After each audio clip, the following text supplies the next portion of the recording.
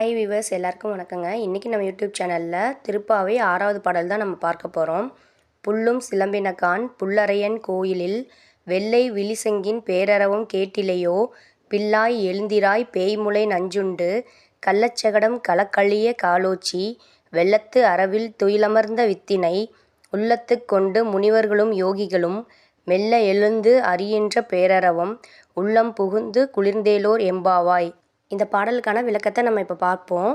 தோழியே எழுந்திரு, பறவைகள் அதிகாலையில் எழுந்து கீச்சிடத் தொடங்கிவிட்டன. கருடனை வாகனமாக கொண்ட பெருமாளின் ஆலயத்தில் வெள்ளை நிற சங்குகள் எழுப்பும் முழக்கம் காதில் விழவில்லையா? கண்ணனை கொல்ல வந்த அரக்கி பூதகி பேய்தானோ? அவளிடம் நஞ்சு தடவிய முளைப்பால் குடிப்பது போல் நடித்து உயிரையே பறித்தான் கண்ணன்.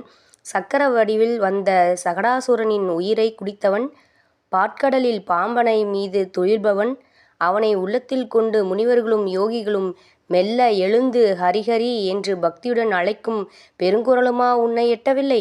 இவற்றையெல்லாம் கேட்டு உள்ளம் குளிர்வாயாக என்று சொல்லி உறங்கும் தோழியை எழுப்புகிறார்கள் வந்த பெண்கள்.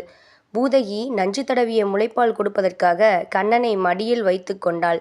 முளைப்பால் கொடுப்பது தாய்க்குரிய செயலல்லவா? அதனால் தன் உயிரை எடுக்க வந்தவளே ஆயினும் கண்ணனுக்கு அவள் மேல் கருணை பிறந்ததாம்.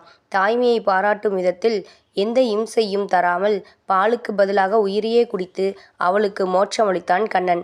விரோதிகளுக்கும் மோட்சம் அருளும் கண்ணன் அடியவர்களுக்கு அருள மாட்டானா என்ன? வா, கண்ணன் அருளை பெறுவோம் என அழைக்கிறார்கள் வந்தவர்கள் என்பது இந்த பாடலின் உட்பொருள். என்னங்க, இன்றைக்கி இந்த நிகழ்ச்சி பிடிச்சிருக்குன்னு நினைக்கிறேன். இந்த நிகழ்ச்சி பிடிச்சிருந்தா லைக் பண்ணுங்கள், கமெண்ட் பண்ணுங்கள், ஷேர் பண்ணுங்கள். மறந்துடாதீங்க வியூவர்ஸ், சப்ஸ்கிரைப் பண்ணுங்கள். பாய்.